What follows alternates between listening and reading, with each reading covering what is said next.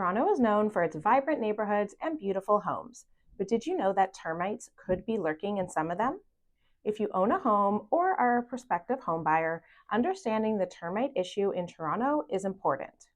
Funny enough, the exact year when termites supposedly arrived in Toronto was 1938. And there's nothing funny about that year, I just think it's funny that we know the year. They likely arrived as stowaways on shipments and then dispersed throughout the city. East York and the beaches are often highlighted as hotspots for termites, but unfortunately, it's not limited to those neighborhoods as there are reported problems pretty much across the city, especially downtown and in Old Toronto, and they've even made their way into the suburbs. Now, I'm going to put a little clip of what termites look like up on the screen, but I'm giving you a little warning first for anyone who doesn't like looking at bugs. So close your eyes in 3, 2, 1. Okay, it's gone. Feel free to open your eyes, and don't worry, I won't be sharing any more images of the actual bugs during this video. So let's talk about how you can determine if these lovely pests have made a home in your house or a house you're interested in buying. Here are some signs to look for. Hollow sounding wood, tight fitting windows or doors as termites create moisture in the wood which can cause it to warp, shelter or mud tubes about the width of a pencil appearing along the wall or along a crack in the baseboard, discarded termite wings at the base of windows, which happens in the springtime after they mate, droppings resembling tiny wood pellets, and if you find tunneling in wood when you break a piece of wood or see bubbling paint, then termites are likely amongst you. I also want to share that if the home has spray foam insulation, apparently termites love this, so make sure to do regular inspections. So now that you know what to look for, what do you do if you suspect them?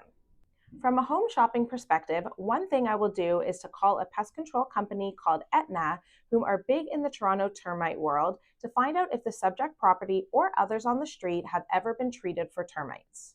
You can also insert a termite inspection condition into a purchase offer, or if you're trying to submit an offer without a condition, you can ask the sellers if you can have a termite inspection prior to submitting your offer. Some sellers will actually go ahead and get the inspection done ahead of listing their property, and then they will attach a clean report to the listing to use as a marketing tool.